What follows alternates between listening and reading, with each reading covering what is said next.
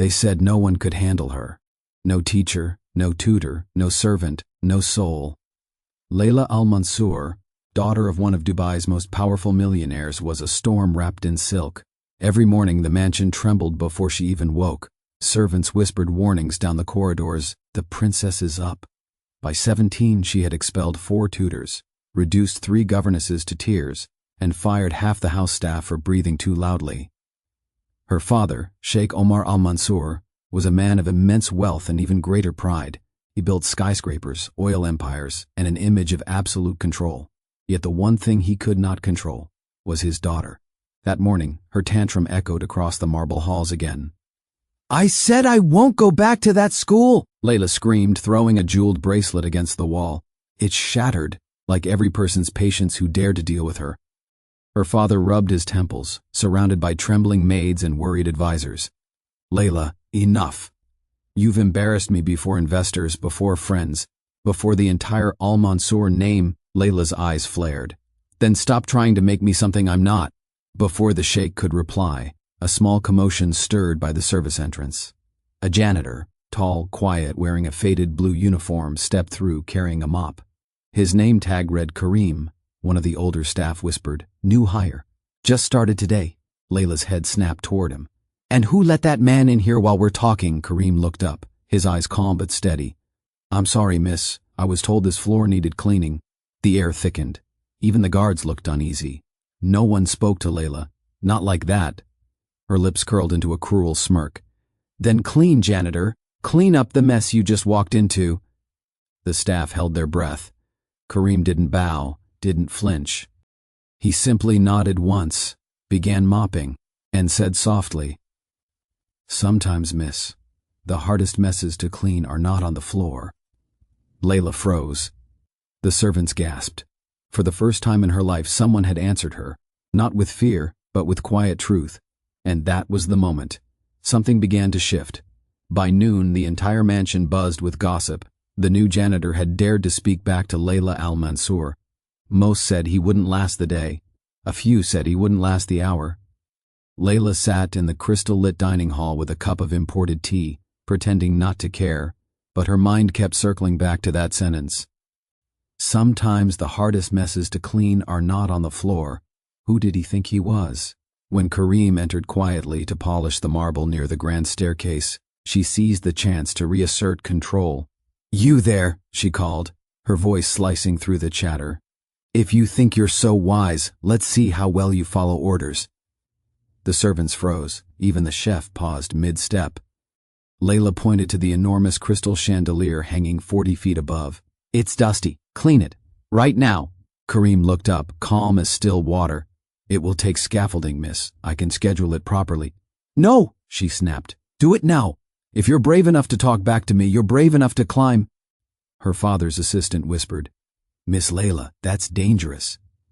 But she silenced him with a glare. Kareem's eyes met hers, steady, unreadable. Then, without a word, he set down his mop and walked toward the maintenance room. Moments later, he returned with a small ladder, clearly too short to reach the chandelier. The guests at the table began to snicker. Layla folded her arms, triumphant. "I told you, janitor. You talk big, but you can't even." Before she could finish, Kareem climbed onto the table itself, steady and sure, ignoring the gasps. The porcelain rattled beneath his boots as he reached just high enough to wipe one crystal with a clean cloth. He climbed down silently, placed the ladder back, and looked at Layla. "I can't reach it all," he said softly. "But sometimes, miss, when something is too high, it's not the tool that's wrong. It's the pride that refuses to bend low enough to help." The hall went dead silent. Layla's breath caught, fury and confusion twisting in her chest. He bowed slightly, respectful but unbroken. "May I continue my work, Miss Al-Mansour?" She couldn't find words. Everyone watched her, waiting for her to explode, but she didn't, because deep inside, beneath all the arrogance, something she hadn't felt in years stirred: shame and curiosity. That night, Layla couldn't sleep. She tossed beneath her silk sheets, her mind replaying every word that strange janitor had said. His calmness haunted her, not because he insulted her, but because he didn't He hadn't raised his voice, hadn't flattered her, hadn't feared her. He simply saw her, and that made her furious. The next morning, she walked into the atrium, her heels clicking sharply across the marble. Kareem was already there, polishing the banister, humming softly under his breath, an old tune she didn't recognize. "You seem very comfortable here," she said coldly. Kareem smiled faintly. "Comfort comes from peace, miss, not place." She folded her arms. "You think you're clever. You think you can talk your way through anything." He glanced up at her, his tone gentle but firm. "Talking is easy, listening is harder." Her jaw tightened. "Fine. Let's test that then." She led him into the art gallery, a long hall filled with priceless paintings, glass sculptures, and a fountain that shimmered beneath golden light. "Every piece in this room," she said, "has a story. Tell me what you see." Kareem looked around quietly. He didn't rush. He studied a painting of a young woman standing alone by the sea. "This one," he said softly, "is about loneliness." Layla scoffed. "Wrong. It's called The Pearl of Solitude. It's about purity and strength." Kareem nodded. "Perhaps. But look at her eyes. She's surrounded by beauty but still searching." "That's not purity, miss. That's pain." Layla blinked, her lips parted slightly. For the first time she noticed what he meant, the sadness in the painted woman's eyes. Something tugged at her chest. She didn't like it. "You think you know everything, don't you?" He shook his head. "No, miss. I just know how to see what others refuse to." Their eyes met. For a moment, the world around them disappeared. No marble, no paintings, no distance between rich and poor, just two souls and a truth she couldn't deny. But pride rose in her again, pushing the feeling away. "Enough," she snapped. "You're overstepping." Kareem bowed slightly. "Forgive me, Miss Al-Mansour. I only answer what you ask."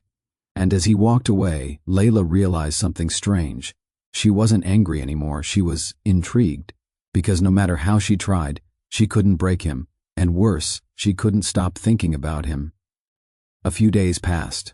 The mansion was alive with its usual luxury. Servants gliding across polished floors, chandeliers glowing like suns, and the scent of imported flowers filling every corner. But something was different. Layla had changed. She no longer threw tantrums when her breakfast wasn't perfect. She spent long minutes staring out the balcony instead of scrolling on her phone. And every evening, somehow, her path crossed with Kareem's. Sometimes she'd ask questions, trivial at first, but always with that spark in her eyes. "Why do you hum when you clean? Why do you never look angry even when people are rude? What makes you so calm?" And Kareem would answer in that steady voice of his. "Because anger is a fire, miss. If you feed it, it burns your home first." Her laughter used to be sharp. Now it softened, like glass melting into something fragile and human. But her father, Sheikh Omar, noticed. At first, he thought it was a phase, another spoiled whim. But when he saw her smiling at the janitor by the grand staircase, something in him froze. That night he called his head of security. "I want everything on that man," he said coldly. "Name, past, where he came from, every detail." The officer nodded. "At once, sir." 2 days later, the report came. The sheikh read it in silence. Then his eyes widened. He read it again. Slower this time. The words didn't make sense. The name Kareem Dawoud appeared. But it wasn't attached to a janitor. It was tied to a man once known as Dr. Kareem Dawoud, a renowned psychologist and educator, a man who had led humanitarian projects in war-torn regions. Before disappearing years ago, the sheikh's hand trembled slightly as he set the file down. "What is a man like this doing mopping floors in my house?" His mind raced. Suspicion, confusion, curiosity. He couldn't tell his daughter yet. Not until he understood. So he made a decision. He would test Kareem himself. The next morning, Sheikh Omar descended the marble staircase for the first time in weeks.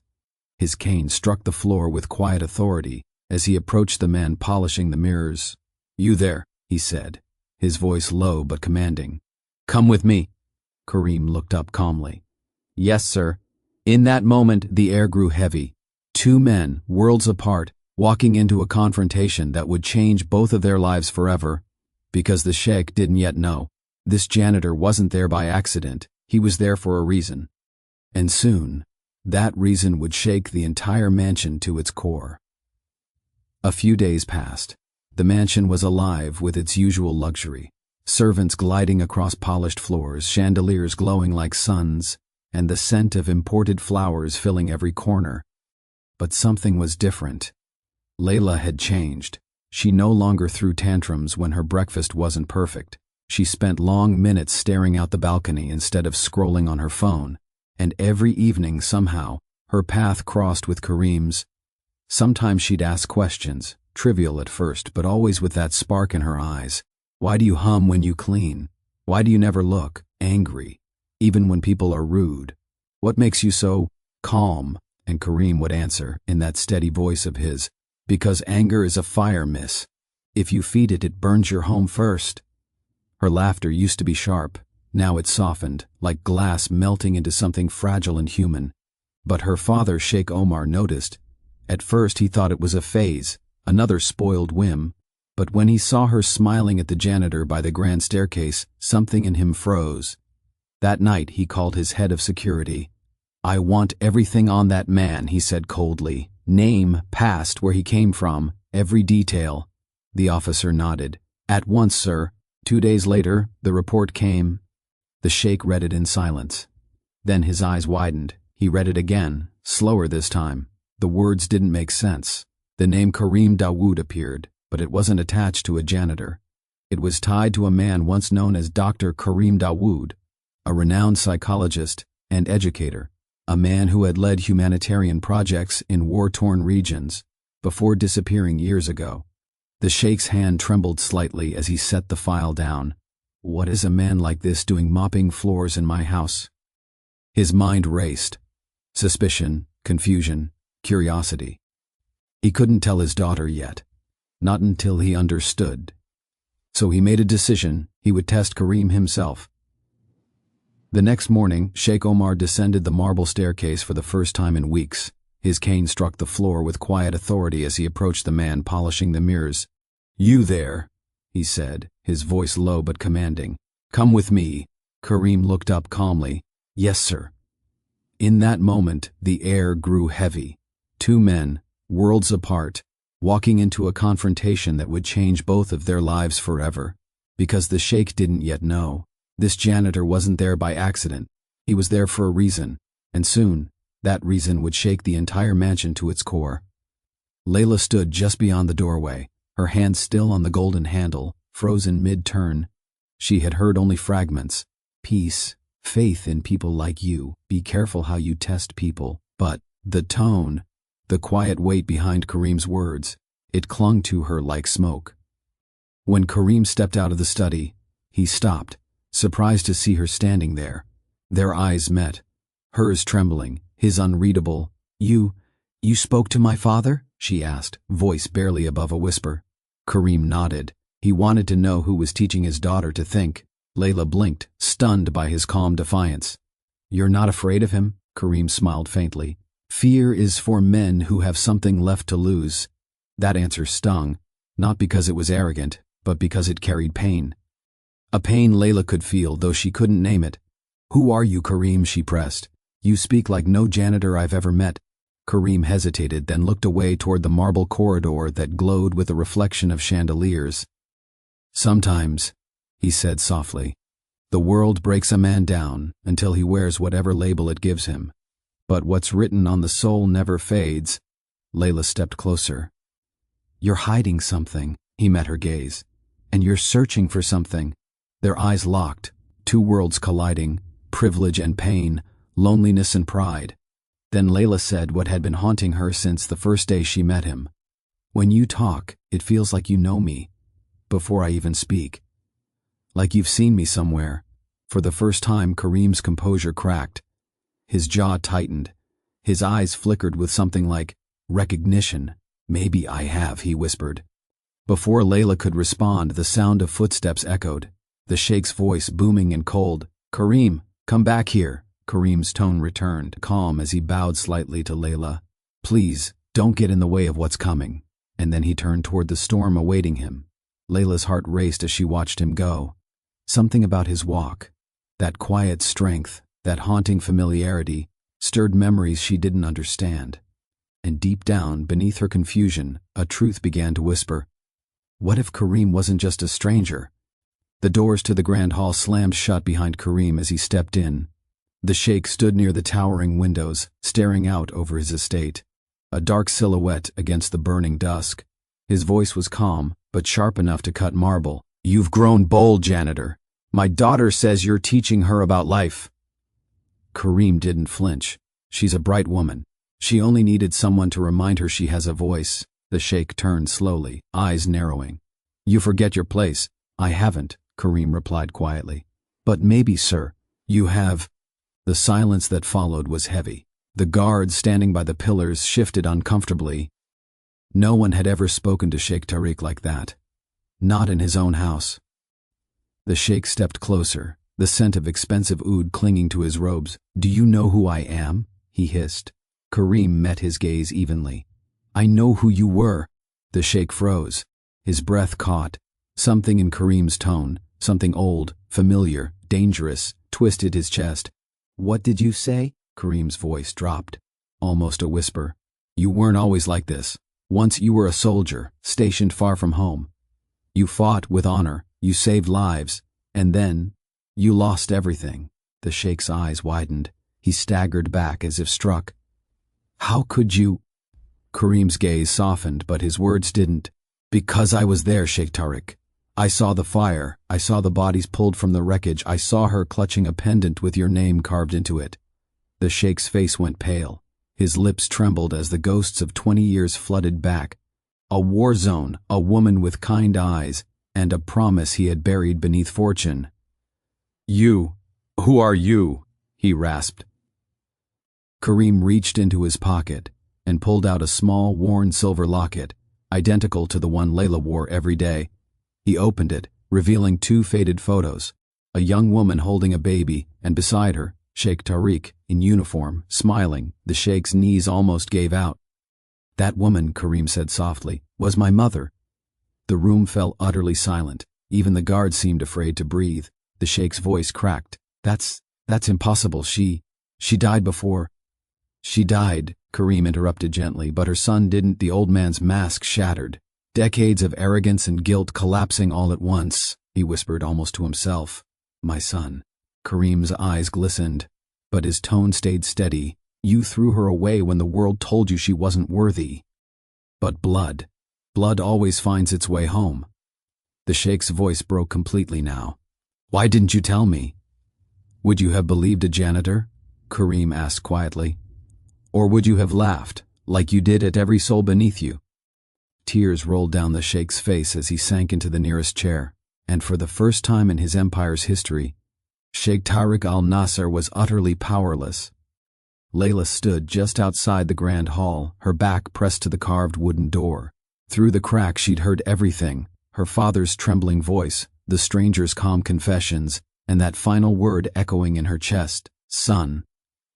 Her heart pounded so hard it hurt. The air felt too thick to breathe.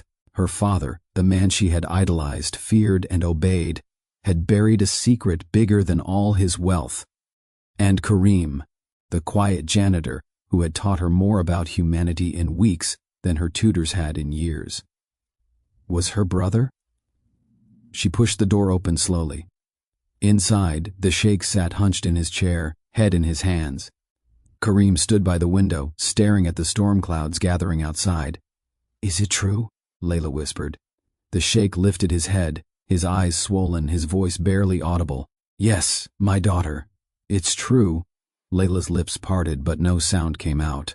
Her entire life, every luxury, every lesson, every look of disdain she had given to those beneath her, suddenly felt poisoned.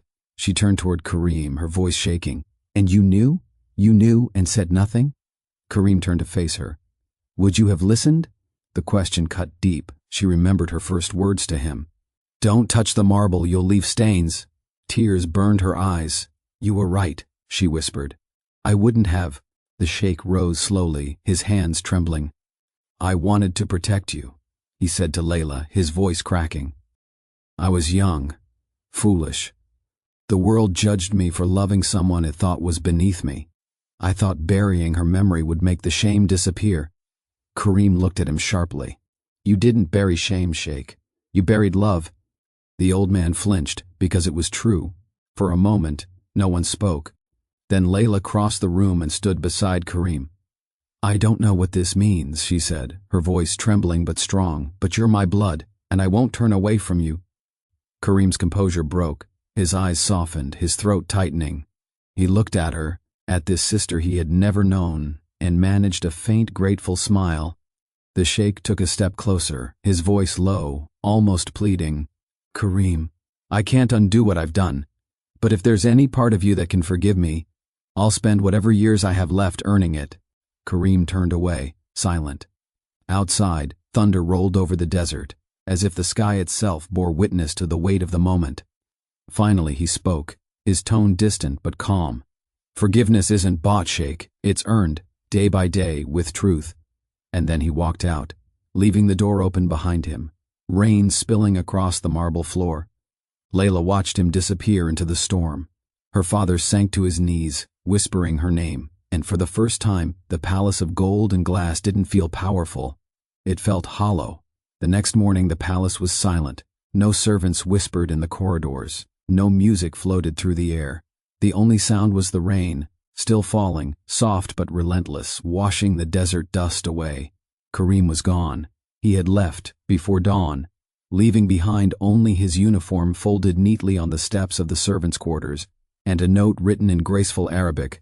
Truth has been spoken. The rest is yours to live. When Sheikh Tariq read those words, his hands trembled. He hadn't cried in years, not even when his empire faced ruin or when his enemies mocked him in the press. But now, the tears came without warning, raw, human, unrestrained. Layla found him in the courtyard, standing in the rain like a man who'd lost his world. Father, she said softly, come inside. You'll get sick. He turned toward her, no longer the towering figure she had grown up fearing, but an old man broken open by truth. Let me stand here, he murmured. All my life I washed myself in gold. Let me be clean in something real. Layla's throat tightened. She stepped beside him, holding an umbrella over his head despite his protest. They stood there together, silent, while the rain fell harder. Two souls finally stripped of pretense. Days turned into weeks. The sheikh began to change. He called meetings with his staff, not to command, but to listen. He apologized to people he hadn't looked in the eye for 20 years. He reopened the scholarship fund he'd once shut down, and quietly, without announcement, he began searching for Kareem. He sent letters to the city's mosques, orphanages, and community centers. Every morning he checked for a reply, and every night he returned to his study to stare at the old photo in Kareem's locket. Then, one afternoon, a message arrived. A local teacher had written, "A man named Kareem volunteers at our school for refugees. He speaks softly but carries the kind of strength that makes children feel safe." The sheikh's heart jolted. He left the same evening. When he arrived, he found a modest classroom filled with laughter. Children crowded around a man fixing a broken desk, his sleeves rolled up, his hands steady. Kareem looked up and froze. The sheikh stood there, older, humbler, his eyes full of things words could never hold. The room went silent. The sheikh approached, his voice barely a whisper. "I didn't come to take you back. I came to stand beside you. If you'll let me." Kareem studied him for a long moment. Then with a small nod he said, "You can help paint the next classroom." The sheikh smiled, a small, weary, genuine smile. And for the first time in decades, both men worked side by side, not as master and servant, not as rich and poor, but as father and son rebuilding what was lost. As the sun set, Layla arrived, watching them from the doorway with tears glimmering in her eyes. She didn't say a word. She didn't need to. Some truths didn't need speaking. They only needed living. Months passed. The world outside continued its noise. Markets, news, gossip. But inside the desert estate, something had changed. The once cold palace now echoed with laughter, lessons, and the sound of children running through its halls. Kareem had returned, not as a janitor, but as director of a new foundation the sheikh had built in his late mother's name, the Amina Trust. It funded schools for children of laborers, widows, and refugees, the forgotten voices of the Arab world. The sheikh, once obsessed with prestige, now spent his mornings among them, sleeves rolled, hands stained with paint. Layla helped organize workshops, using her wealth to empower the very people she had once dismissed. And Kareem, he never sought revenge or fame. He simply worked, quiet, steady, unshakable, letting his presence heal what pride had broken. One evening, under the crimson glow of a desert sunset, the three of them stood outside the school's new library. The sheikh turned to Kareem, his eyes soft, humbled. "Your mother would have been proud," he said. Kareem smiled faintly. "She'd have said it's about time you remembered her." They both laughed, the kind of laughter born not from joy alone but from release. Layla placed a hand on each of their shoulders. "We can't rewrite the past," she said softly, "but we can start a better story." The sheikh nodded. Together, the evening call to prayer drifted through the wind, haunting and beautiful. Children's voices echoed from inside, reciting lessons in Arabic, English, and French, the languages of a future without barriers. Kareem looked toward the horizon. "This," he murmured, "is what forgiveness sounds like." And as the last light touched the golden dome above them, the sheikh placed his hand on Kareem's shoulder. No longer a gesture of ownership, but one of love. The world had taken everything from them once, but now, in the stillness of redemption, they had everything that truly mattered. True greatness isn't built on marble floors or written on gold-plated nameplates. It lives in the quiet corners of the heart, where truth whispers louder than pride. We live in a world that teaches us to value titles, bloodlines, and fortunes, yet forgets that every empire stands on the shoulders of those we choose not to see. The janitor, the maid, the forgotten child, they carry stories stronger than walls of stone. When arrogance blinds the powerful, it is humility that opens their eyes. When hate divides, forgiveness stitches the wounds left behind. And when wealth silences compassion, only love has the courage to speak. Kareem's story reminds us that blood can be denied, but destiny cannot. You can bury the truth, but it grows beneath the soil of guilt until one day, it blooms in front of everyone you tried to deceive. The sheikh learned that redemption does not come from wealth or apology. It comes from the willingness to kneel in the same dust you once made others sweep. Forgiveness is not weakness. It is the loudest act of strength a soul can perform. It takes courage to forgive the father who abandoned you, the system that broke you, the world that mocked you, and still choose to build something good out of the ruins. True nobility isn't inherited. It's earned, moment by moment, through empathy, humility, and grace. When Kareem chose compassion over revenge, he didn't just reclaim his past. He rewrote the legacy of an entire family. Every act of kindness, no matter how small, carries echoes that outlive power, fame, and wealth. The palace that once symbolized arrogance became a home of learning and equality. The daughter who once judged by status became a bridge between worlds. The father who once ruled with pride learned to serve with love. And so, the story ends, not with punishment or victory, but with healing. Because in the end, that is what every human heart craves. Not dominance, not gold, but peace. So remember this: when you meet someone the world calls beneath you, look closer. They might be the one to teach you who you really are. When life strips away your masks, let it. Because what remains beneath is not shame, it's truth. And when you are given a chance to forgive, take it. Because forgiveness doesn't change the past, it redeems it. The richest man is not the one who owns the most. He is the one who has the courage to love, to bow, to begin again.